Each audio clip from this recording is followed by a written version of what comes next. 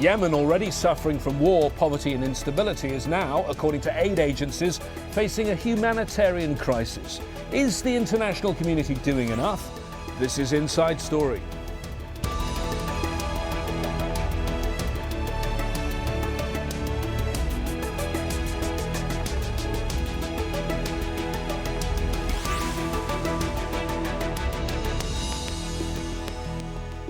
Hello there, I'm James Bays. Yemen has long suffered from political turmoil, violence and unrest. Now major aid groups are warning that thousands could die in a catastrophic food crisis. The security situation remains very poor. Nearly 100 Yemeni soldiers were killed on Monday in a suicide bombing claimed by an al-Qaeda-linked group. A group of Western and Arab Gulf nations has been meeting in Riyadh to see how it can help Yemen push ahead with reforms and tackle its poverty. Saudi Arabia is pledging $3 billion in aid, but is the international community acting too slowly? From Sanaa, Jane Ferguson reports. A meeting that hopes to save the lives of thousands. Calling themselves the Friends of Yemen, international donors met in Riyadh on Wednesday to discuss further aid to the country's devastated poor. And it can't come soon enough. 11-month-old Faris Mohammed is finally getting food, but he can no longer keep it down. His mother brought him from a rural area of Yemen to the capital Sanaa for help. She couldn't breastfeed him. She didn't have enough to eat. Yemen's weak economy crumbled when political turmoil broke out last year, and its already poor population were thrown deeper into hunger. Some can make it to government hospitals in the city, and Dr. Hannah Al-Adini is struggling to keep them alive. Many children are dying from starvation. I have one child come to my department, getting food, became hospital, return home, getting malnourished. Come to 4 times, return to my department, last time dying. Because they don't have food in their home. Is this the worst that you've seen, or have you seen in the past worse? No, it is the worst, that. In the room next door lies 6-month-old Asala. Her father is a labourer and his work has stopped. Poverty has long plagued Yemen, the poorest of Arab countries, and fighting over the last year has made this worse. We have high malnutrition rates in some parts of the country, up to 30% of acute malnutrition. That is extremely serious, and it's certainly comparable to Somalia. We have an estimated total of 800,000 children who are at risk either of dying or of severe long-term cognitive and physical impairment. The real killer here is expensive food. There is plenty to buy in Yemen's shops and markets, but people cannot afford it. Until the economic and security issues driving prices up are addressed, the most vulnerable here will continue to suffer. Jane Ferguson for Inside Story, Sanaa, Yemen. During the international conference in Riyadh, Yemen's Interior Minister warned that time is running out. Take a listen to this. Security and stability will never be achieved in Yemen unless an immediate action is taken. What we can achieve by $1 million today will not be achievable by $1 billion tomorrow. Yemen is the poorest country in the Middle East. Well over 42% of its rapidly growing population of around 22.5 million people lives under the poverty line. It has one of the highest unemployment rates in the world and is desperately short of water. We've been looking through recent data from the World Food Programme, UNICEF and from Oxfam. It presents a bleak picture. 44% of Yemenis, around 10 million people, don't have enough to eat, with 5 million requiring emergency aid. A third of Yemeni children, or about 267,000, are malnourished. According to the UN, the figure is likely to rise significantly without preventative action. And the fighting in the north and south have caused around 500,000 people to flee their homes. As a result of all this, some 25% of the population, around 6 million people, have fallen into debt trying to feed their families. So is the international community doing enough for Yemen? To answer this question, we're joined by our 3 experts. In Sanaa, we have Penny Lawerence, the International Programmes Director from the aid agency Oxfam. In Riyadh in Saudi Arabia, we have Abdel Aziz Aluwaisheg, who's Assistant Secretary General for Negotiations and Strategic Dialogue at the Gulf Cooperation Council. And here in Doha, Ameen Al-Hemyari, a professor at Qatar University and a Yemeni political analyst. Let's start with you, Penny, if we can. Let's start with the humanitarian situation. We've seen some really disturbing pictures from on the ground there. We've seen some statistics. Let us get your perspective on this. How bad is the situation? The situation is very bad, and we're trying to prevent a real catastrophe from happening here as a result of the current food crisis. And it's exactly as Jane says, it's about expensive food that people can't afford to buy. And all their coping mechanisms, they are used to having a period where it is more difficult to get food, are already spent. So they've sold off assets, they're heavily indebted to the shop owners already. They've used all those tactics, and they're now desperate for food. And it's such a huge number of people, as was being described in your piece. So people face starvation. Just tell us the worst case scenario here. Paint the picture for our viewers. Well, I guess it's a bit like the Horn of Africa crisis, that we recognise that we were too late in responding to that. And what we're trying to do here is make sure that already when you have very severe malnutrition rates and you have almost half the population going to bed hungry, that we do what we can now to prevent this becoming a complete catastrophe.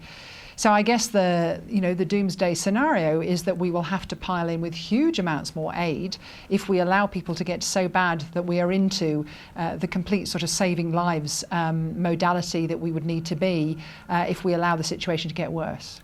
Ameen, here in Doha, I'd like your assessment of the humanitarian situation right now. Yeah, I agree that the humanitarian is getting very bad in Yemen. I mean, if there is no urgent and immediate action from the international community, it's going to get worse. Most of the Yemenis are looking forward for a good future, but we have a lot of problems. I mean, this is a result of the corruption. This is a result of Saleh's regime. Now, this problem, I mean, at this point of time, maybe can be solved with money. But if there is no immediate action, a lot of problems are going to happen, and maybe money will not be enough to solve the problem. Imagine, the whole international community have spent a lot of money in Afghanistan just to fight Taliban. Now, Yemen alone is fighting al-qadea, 25 soldiers. You can imagine how much money they need. I mean, it is really is going to be a very dangerous situation. Okay, I'd like to ask Dr. Abdel Aziz there in Riyadh, talk there of what the international community should do. Well, the international community in one body, the Friends of Yemen, has been meeting there in Riyadh. What is the international community doing, and is it doing enough? Right. They have just concluded the meeting, and it was very significant because the first major international meeting since the election and the establishment of the new transition government. So it was a good sign, and the Prince Saud, the host, set the tone from the beginning when he announced that Saudi Arabia was pledging $3.25 billion to help Yemen face both the humanitarian crisis and the economic crisis. I just wanted to add something. The UN representative, the new UN representative in Yemen, was here in Riyadh today at the conference, and he said something very alarming. The crisis is already there, the humanitarian crisis. And he said that earlier this year, the UN put together its response plan, its report about the humanitarian conditions in Yemen. At the time, they estimated about 5 million people have been affected by the crisis, both in terms of food and health care and other health and other humanitarian indicators. He said now, as we gain more access to more areas of Yemen. We're estimating that between 8 and 10 million people have been affected. I'm sure Penny in Yemen already knows that, but that came as a surprise to many people at the conference today. So 8 to 10 million people are facing either food shortages, health services shortages, or water shortages, drinking water, that is, clean drinking water. He said also there is re-emergence of diseases that many people thought had disappeared from Yemen. Scores of kids are dying of measles, which should no longer be allowed, but that's an indicator of how bad health services have become. Well, that all begs the question, has the international community, including the body you represent, the GCC, acted too late on all this?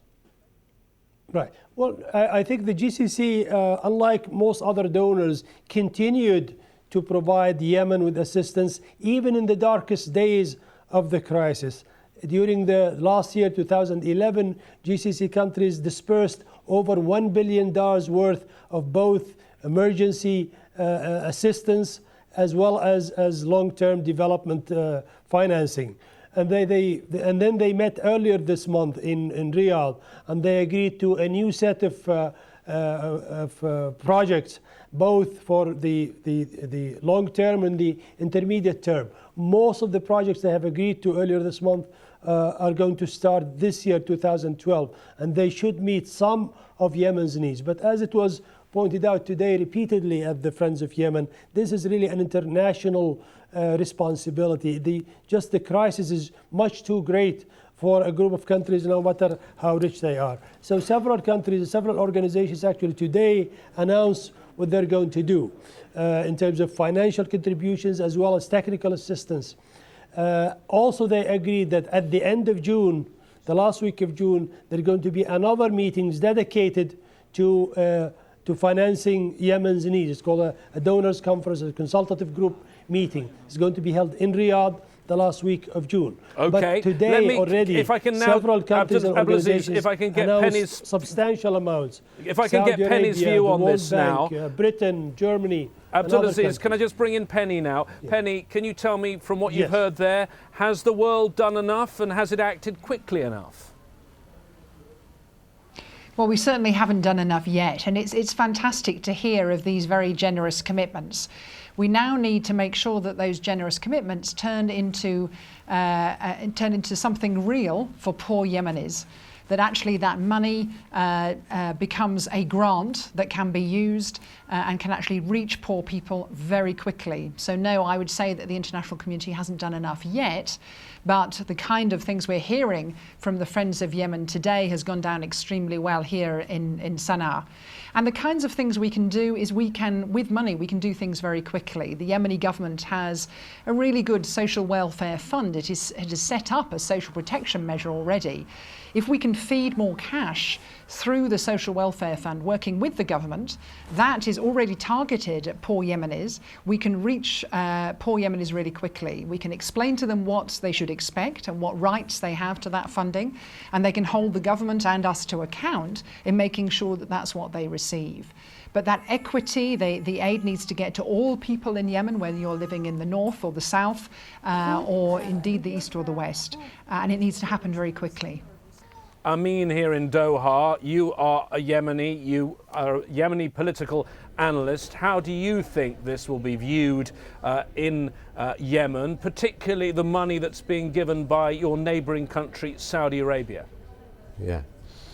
I think Yemenis are thankful to Saudi Arabia and the GCC countries. They have been very generous, but unfortunately most of the money they've spent was gone to the corruption. I mean, the corrupted regime has stolen most of the money. Now, what Yemenis need now, we need a political support, either to put pressure on Saleh to return the money that he has taken, or to leave Yemen alone. And now he has got an immunity law, and now he should either stop interfering in the new president work, or leave the country. Now, Because of this corruption, now we have a lot of problems. I think the neighboring countries now are very slow. They don't act immediately. We want political actions first, and then we want also the humanitarian aids. Without the political solution, without ending the corruption, Yemen will still suffer. Yemenis have been very patient, very tolerant, but now it is time to change. If we don't change quickly, I think going to be worse. Especially now, the country is spending a lot of money in trying to solve the problems of al-qadea. This war, the international community should help in solving this problem. Otherwise, the whole country is going to get into chaos, and then it will be too late for the international community to solve the problem. Maybe they won't be able to solve it with money. OK, well, let's widen out our discussion and look at some of those other problems, a host of challenges which are facing President Abdel Mansour Hadi. The army is battling al-Qaeda in the Arabian Peninsula. On Monday, al-Qaeda claimed responsibility for the suicide bombing in the Yemeni capital. Almost 100 people were killed in what's seen as the deadliest attack since the new president took control of the country. Yemen was once divided into two countries, and some in the south want that to be the case again. Many people in the southern provinces complain they've been marginalised politically and economically by the government in Sanaa. Yemen also still has problems in the north, where the Houthi Shia fighters have their stronghold in the province of Sanaa. Rebels took advantage of the political instability in Yemen to gain control in the north, close to the border with Saudi Arabia, where Abdel Aziz is. Abdel Aziz, it's not just about the humanitarian situation. There's still major political problems, major security problems.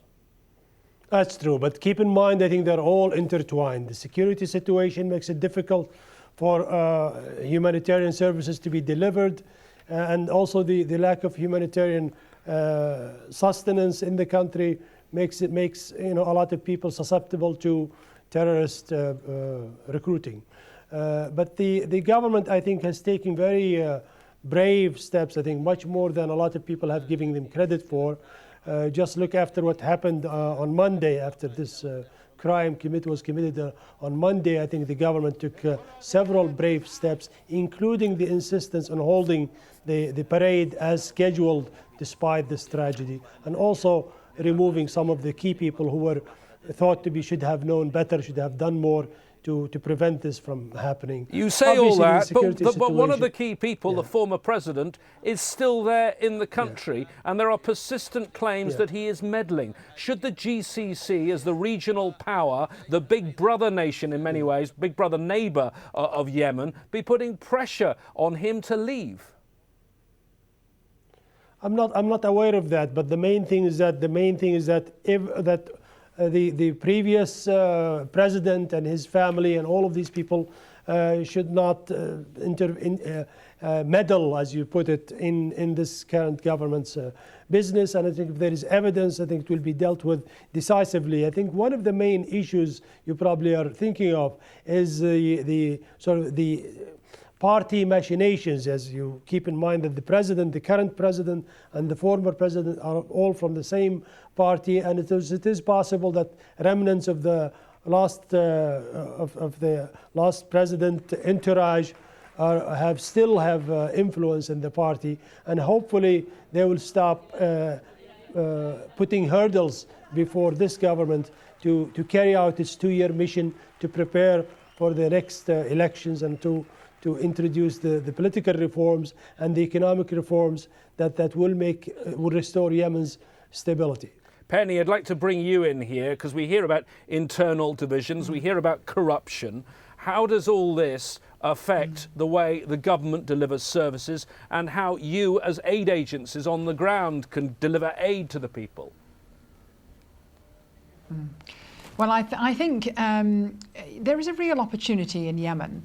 President Hadi is in a transition government. There is an opportunity for change in Yemen, and unless we all get behind him and the government and help and support them, then I don't think that's it's a very positive thing for the international community. Otherwise. But I think we can take both a supportive role with the government, making sure that we congratulate them and support them on the things they're doing well, and really try and lobby them and support them to correct the things that they are not doing well. So I gave an example of the Social Welfare Fund, which was set up under the previous government, but it is something that the present government in transition also thinks is a good idea. We have been working very hard as an international community to help the government to make that an open and transparent and accountable way of getting people money in times of hardship. And those kinds of ideas are exactly the kind of thing we can support. So I think people need to be very practical and help the government with what kinds of things we can actually do in this desperate situation. I do think, though, it is important that humanitarian aid isn't, of course, humanitarian situation and the political situation are linked. But it's very important that the GCC recognise the importance of giving this aid without any political process conditions. People are hungry. And when people are hungry, then you need to treat them with the respect that they deserve, and they have a right to humanitarian aid. So I think it's very important that we don't link these processes with conditionality, and we get behind the government and support it on the things that we can support it on. And Penny, how difficult is your job given the security situation? How difficult is it for aid workers there on the ground? It is very difficult. It's extremely difficult, but it doesn't mean that we can't reach people. So we have staff in the south, we have staff up in the north in Sanaa city, and we have staff in Hudaida. And all of them are working extremely long hours to make sure that they reach as many people as possible. But there are threats of kidnappings, and there are real insecurity challenges that they face. And they are doing their very best. We are also working through heroic national partners who are able to reach even more further flung people than we can. So we're both working directly, we're working indirectly, and we're working remotely, if you like. And that kind of broad strategy, I think, is again appropriate because, of course, this is a very dynamic situation as well, and we have to keep a very close watch on security to make sure we don't take terrible risks with our staff. Ameen in Doha, can I ask you your assessment of the security situation right now? Is it improving? I don't think so. It is improving because you see Abyan is still suffering, Saada is still suffering. Now there is a military, and security chaos in some governorates. People carry their weapons everywhere they go because they are not secure, they are worried. Things are getting worse.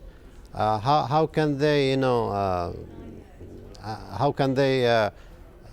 avoid problems, or how can they get security? And the army is divided.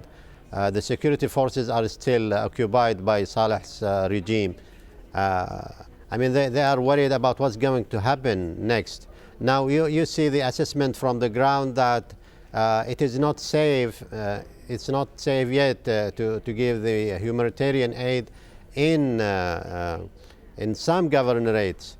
But they are not able to reach Abyan, and they are not able to reach Saada, where the situation is worse, and it's very bad there.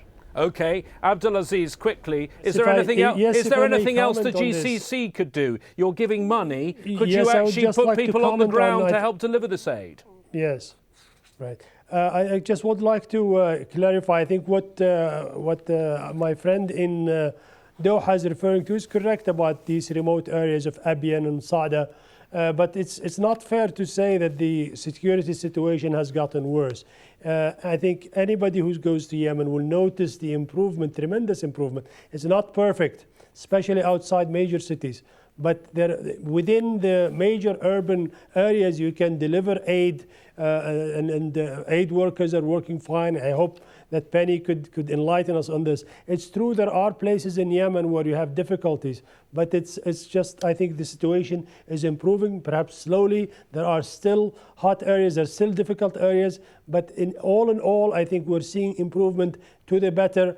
The tragedy on Monday, of course, notwithstanding. OK, well, we don't have time for Penny to enlighten us, I'm afraid, because it's the end of our programme. Thanks to our guests in Sanaa, Penny Lawerence, in Riyadh, Dr. Abdel, Aziz, Aluwaisheg, and Ameen Al-Hemyari here in Doha. And thanks to you too. I hope we've done a good job of giving you the inside story on Yemen. If we haven't, email us and complain. insidestory@aljazeera.net. All your feedback is always welcome. I'll be back in this seat and in this slot 24 hours from now. Bye-bye.